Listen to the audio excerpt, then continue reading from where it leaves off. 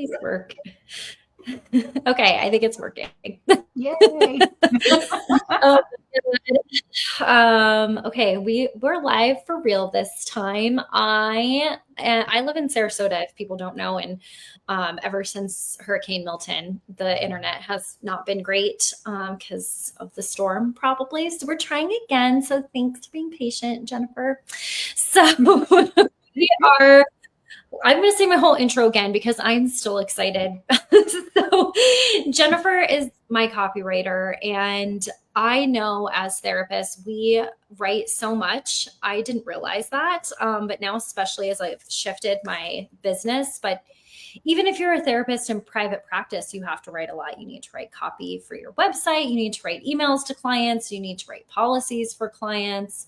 I know that I write a lot for pitching to conferences or writing proposals for things. So we write a ton as therapists, and now even more now that I send you all emails every week. This is the person who writes them. So take for that. And so I'm just really excited to have her here to answer any of your questions. If you don't know me, I'm Gabrielle. I'm the admin of the group.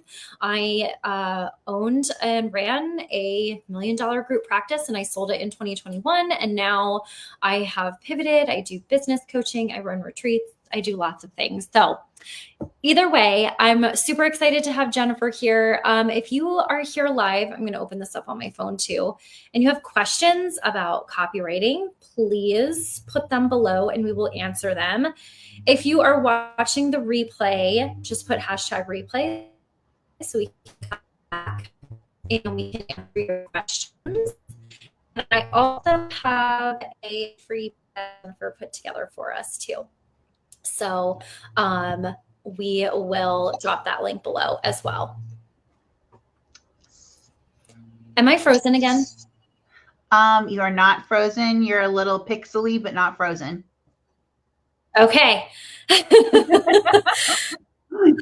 We're going to go with it. And Jennifer, if you maybe want to introduce yourself, and we can start there, and hopefully my internet holds up for this. Yeah. So I am Jennifer DeWitt. I'm a copywriter. I work mostly with coaches and with therapists. I write all the places that you see words, basically in online business. I do websites, sales pages, emails. I don't do a lot in the way of social media just because that's like a whole other beast with video editing and images and all the things. But yeah, pretty much anywhere else you have writing in a business, I have worked in that area at some point or another. But yeah, I do a lot of email copy. I do a lot of website copy, and really love supporting my clients in that way. Before I was in the copywriting world, I was a teacher and a school librarian for years. So I bring a lot of storytelling. Like that part of my former life has inched its way on over into how I approach copywriting and writing for my clients. And yeah. I didn't know all of that. I love that so much. That's awesome. I mean, I could probably answer this question for you, but why did you make the switch from being a teacher into copywriting? Mostly it was to have more flexibility and control over my schedule. My husband is also a teacher, and we kind of assumed like, oh, we have a kid. Once he starts school, it'll be super great. We'll all be on the same schedule. And we very quickly realized like, yeah, but then every time he has like a parent night or a parent teacher conference day or things like that, like we were both working because we were both teachers. So it was very hard to be involved from like a parent perspective. And I just found myself wanting to have more flexibility in what I was doing, both as a parent and just as a human. Teaching is really demanding and takes a lot out of you, and there's so much out of your control. And I've always had a really strong passion for writing, and this just like seemed like a great fit, and it has been, and I've really been loving it. Oh my gosh, I love that. And I love that you followed your passion and look at where you're at now. So that's always inspirational, I think.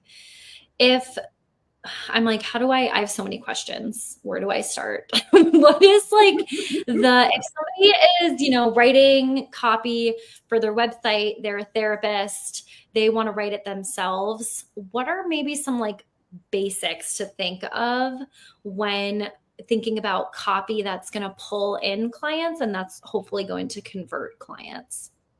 Yeah, there's a lot of talk in online marketing of talking about pain points and agitating pain points. And I just really hate that like whole concept and approach to things. I feel like that sounds so gross. And it is true that you have to be aware of the pain points of who you're talking to. Like you have to know where they're coming from. But I think it's so much stronger and ultimately will sell better, especially in something like therapy, for you to approach it from a place of possibility rather than pain. So rather than harping on like, these are all the places that you're in right now, going at it from the angle of like, this is where you could be. Imagine if this is how you felt when you woke up in the morning. Imagine if this is what your days looked like. Whether you're talking to people who are dealing with depression or anxiety or a whole range of mental health struggles, I think that those people are very acutely aware of how challenging their life is. Like that's why they're seeking you out. And I think the thing that's going to push them to want to work with you is knowing where you can take them from where they are now, knowing that like they're not always going to be in this place and that these things are possible for them. I love that too, because we do talk so much about pain points and like you need to talk to your customers' pain points and your clients' pain points. But I love the journey. Like that's really inspirational to me is like, this is how we can heal and how we can work together and putting more emphasis on that because that's where the change happens. That's why they're coming to you in the first place. Yeah. And it's kind of like two sides of the same coin. I mean, you have to know where people are struggling and where they are to know what they want and where they're going. So it's not that you don't need to be aware of pain points and things like that. It's just that's not the only thing you need to write to. And I think the other thing with writing website copy or any copy is even like when you are talking about yourself and what you're offering, you're really the person who you're writing to is the point. Like it's not really about you, even when it's about you, which is a Yeah. hard thing to like wrap your brain around sometimes, I think. Well, I think we're all inherently selfish. I'm not saying that in a bad way. I'm just saying like that is what it is. And I also like that is, I mean, there were a lot of reasons why I hired Jennifer, but that was part of it. It was because like I see it from me and from my perspective and I get like really wrapped up in like that viewpoint and I need somebody who's on the outside who can kind of see it from somebody who hasn't been in my shoes basically, and I think that that is really helpful when you're writing copy also. Yeah. What are some other things, I guess, like on the topic of websites, Mhm. what other information is helpful for people? Because, I think the way that you probably write your About Me page is going to be different than how you write like your individual therapy services page. Yeah. Yeah. I mean, to me, the hardest website page to write is your home page because that's where you're kind of like pulling it all together.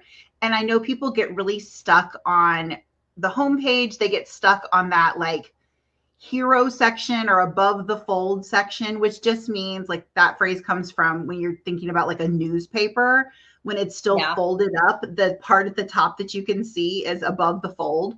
So on your website, that's like the part before you have to scroll down. And those parts feel like there's a lot of pressure there. And I know so many people who get stuck, like, I can't figure out what to put here. And then they just kind of stall out with the rest of it. So I recommend that you write other pieces first and then circle back to those harder pieces. Like if you're getting stuck on the headline, oh, wait, you flipped out and came back in. You, Okay. you go Oh my there. God. Good. I'm here. But yeah, so if you're getting stuck on like a headline or you're getting stuck on the homepage and that feels overwhelming, move to a different piece of your copy and try to like work through Mm, that. I think also it's important when you're talking about your services, again, like people do want to know the details of like the tangible things that they're getting, like they're getting X number of sessions or they're getting so many minutes of your time. But what they really want is like that transformation. Like, how are they going to feel once they come through your program or a session with you or things like that? So like, remember to focus on those more like emotional transformational takeaways than just like, for X number of minutes you get like, this is how much it costs for this session. Like, yes, they want to know that, but that's like sort of the outs, like people aren't as concerned with the process as they are with the transformation. Yeah, that makes sense. Like, we want to know the end result. Yeah. What about, like, I'm also thinking, you know, a lot of therapists, like, we get stuck on that copy, but then there's the next thing, which a lot of us are moving into, is like, maybe now we have a group practice, or now we want to offer a course for our clients, or we want to offer a retreat or a 1-day workshop. Like, do you think that it's the same kind of formula for that kind of copy as well? Yeah, I mean, I think it can be. It's important if you are offering multiple things that your website is really clear what people are going to, like whether, because a lot of times when you're just offering like one-on-one therapy, you may just have one page on your website that kind of explains that process and talks about what people are going to get out of it. But then when you get into your course or a retreat or things like that, you need to be really clear what the different offers are and differentiate that for people. So what if you have one services page, it's like breaking those down really clearly, or maybe it's putting them on different pages on your site, because you want to make sure that people know like what is the best fit for them and where they are. And I think it's good on any of those sales pages, like for a retreat or something, to have sections of like, this is for you if, or this is not for you if, like really helping people know, like, am I in the right place with this? Do I want to do a retreat? Would it be better for me to do a workshop? Like, just helping people understand those options and what the different transformations are going to be from them. Yeah, that's helpful and also important. And what about, well, you were talking about something with retreats that made me think of a question and now it's gone.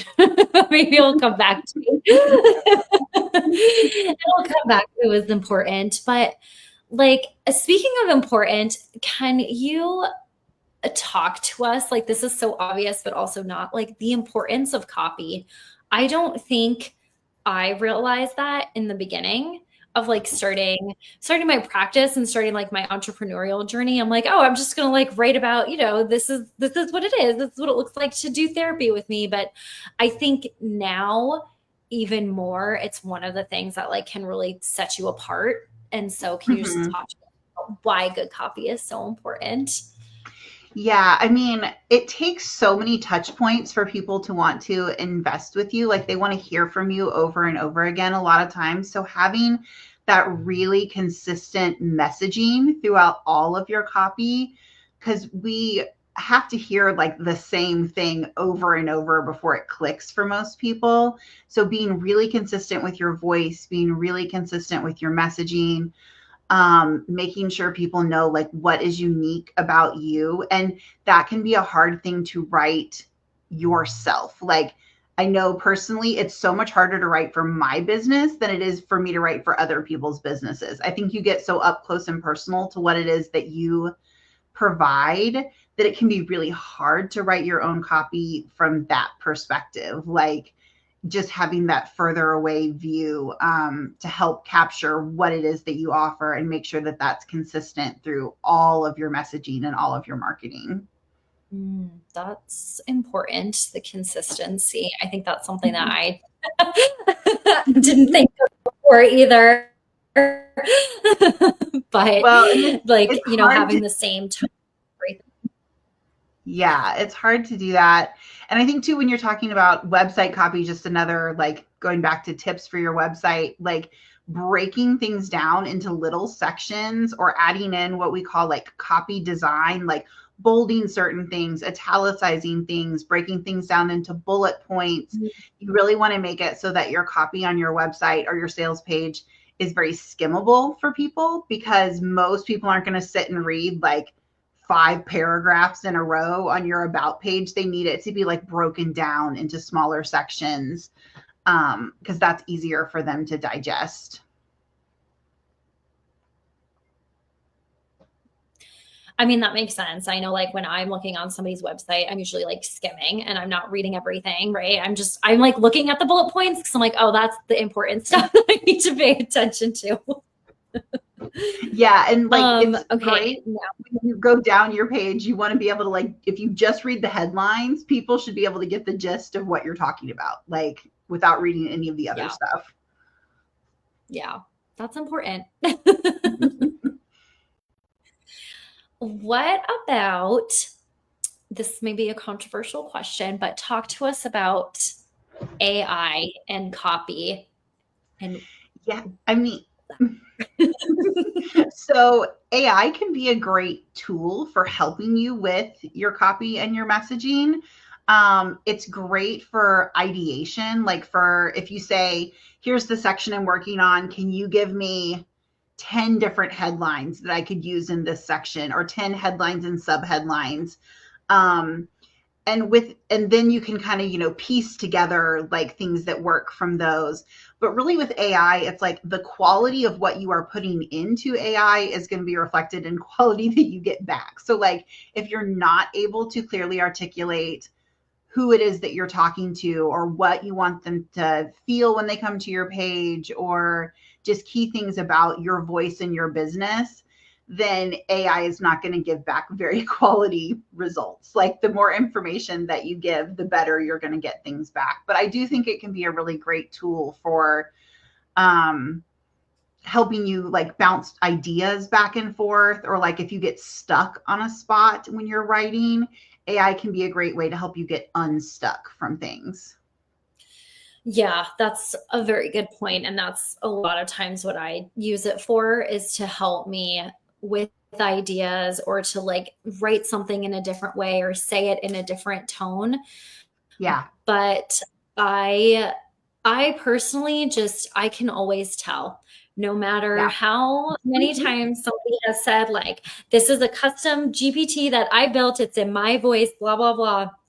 I can always tell when it's written by AI.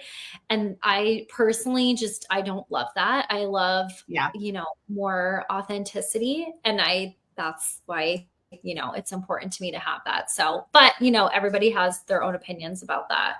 I think it's a great tool though, to help you get started and to help you, get the ideas, write things in a different tone or write things in a different way, but not for everything. Yeah. And it can give you like a good, like bad first draft, quote unquote. Like if you're just really stuck and you don't know how to get going, AI can at least give you like where you're not just staring at a blank Google Doc. Like you have something to work from that you can make sound more like you and more like your brand and things like that. It helps you to get past that writer's block, I think. Yeah, exactly. Which is difficult and hard. How do you get through writer's block? So, I mean, I will sometimes put things in AI and bounce ideas back and forth to like move through things. Also for me, because I spend so much time writing, like if I'm getting really stuck, I know that's time for me to like get up and go for a walk outside, even if it's just like 5 minutes, like get out and get some fresh air.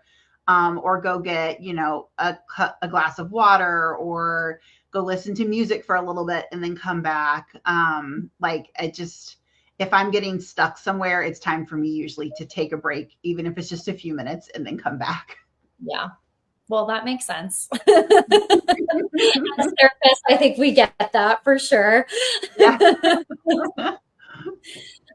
Do you have like, this is kind of a personal question that I'm just curious about. Like, do you have a routine for writing? Like, do you listen to music? Do you listen to podcasts? Are you silenced?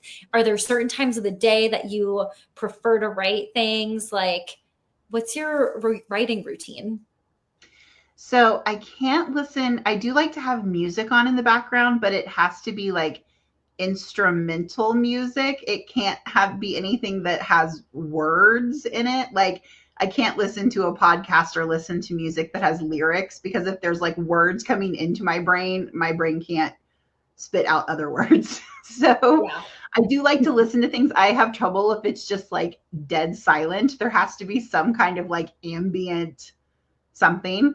I tend to Yeah. write better either in the mornings or like early afternoon. If I try to do a lot of writing at nighttime in the evenings, that's when I start to, like, my brain starts to get stuck more. I think it's just not the best time of day for me to come up with new ideas. I can go back and like do edits or tweaks on things later in the day, but if I'm creating new writing, it's usually earlier in the day. That makes sense to me too. Like your brain is fresh and you're able to access those ideas at that point. Are there like what's your favorite type of content to write? I really do like writing emails for people, although I enjoy websites as well. Um, Probably my least favorite is to do social media content. Like I just don't, it's not because I don't like writing the short form content. I just feel like there's so many other pieces involved in social media that I'm like, well, it could be a great caption, but if it's not a reel with a trending audio or all these other things that like I don't know anything about, then I feel like more out of my depth with social. But I really do like doing email copy a lot. Yeah. I think I see that. I could feel that. Are there any other resources or tips that you have maybe that have helped you become a better writer, or if somebody, isn't quite ready to hire a copywriter yet, like something that they could do to help them understand how to write better or write better copy? Yeah, I mean, I think so much of it is like the more we read from other people, the better we become as writers ourselves. So if there is someone's email list that you're on that you just really love their emails, I would, start a folder in your inbox of like, oh man, this email was amazing, and drop that email in there. Not so that you can copy it or recreate it, but just like if you're getting stuck with ideas or even subject lines for emails or things like that, saving things that are really inspiring to you and that really click with you can help like get you going when writing your own things as well. I also have a freebie that I know we're going to share that's story ideas for emails or just email content ideas for therapists. Mhm. That can help, like there's just short prompts that can help get people going and started on email ideas too, because sometimes just having a prompt or having another email that inspires you that you enjoyed reading can kind of give you ideas for your own as well. Yeah, I totally agree with that. And you're so good at that because when Jennifer and I meet every month to talk about my emails, and she'll always ask me like really good reflective questions. And then I brain dump on her, and then she's able to take it all out, and it's so nice. Well, and I know like one So of the thank other you. things that we do is I tell you to send me like a Voxer message or whatever if you come across something like, oh, this story could be really great. And I think it's the same thing if you're writing for yourself. Like if you're out for a walk and that's when your brain's like, oh, this could be a good idea. Send yourself, like, record a voice message for yourself or send yourself a quick email on your phone or put a note in your phone, because a lot of times those ideas do strike not when we're like sitting at the computer trying to force ourselves to write an email, but when we're like Yeah. taking our dog for a walk or taking a shower. All the time people tell me they have the best ideas in the shower because that's when our brain is not like staring at a screen. Yeah. It's true. I always get a lot of ideas in the shower or when I'm on a walk. And I should start doing that again. I did used to send myself voice memos, or I had a Trello board and I would just like dump random ideas in there. Mm-hmm. So that's a very good tip. Thank you for that. I have not been looking at the chat because when I did, that's when it started freezing again. So I can't see if there's any questions, but I will drop down below, and we will come back and Jennifer's tag too if there are any questions that you have about writing copy or content or emails or websites or whatever. But is there anything else, Jen, that we didn't touch on that you think is helpful or important for people to know? I think especially when it comes to writing your emails, the idea of using stories in your emails is really helpful to a lot of people. It's a different way to approach the same topics over and over again by like relating it to some kind of story. And when people hear stories, they're like, it's something like 20 times or 22 more times likely to remember it than just hearing a fact by itself. And I think that's a really great way to build relationships with the people on your list and in your community. And that's a lot of like the prompts and things that I provide in the freebie that people can grab, which is at jenniferdewittcopy.com/therapy. And it has 30 different ideas for that. But yeah, that's, I think, a great way to approach writing and not feel like you're just saying the same things over and over again. Yeah, we love stories. I love stories. I love reading emails that have stories in them. So it works. Yeah. But yeah. All right. Well, thank you for coming. I'm sorry that we had tech issues. I'm going to go work on that. And again, for anybody who's watching the replay, just put #replay so we can come back and answer your questions. I will drop the link below if you want to work with Jennifer for website or email copy, and also for her freebie. And yeah, if you've got questions, I will come back, make sure that we answer them, and that I drop the freebie down below, and her website if you want to work with her too. So thank you so much. Thank you for having me. Thank you. Thanks for putting up with the tech issues. I'll talk to you soon. Bye. Bye.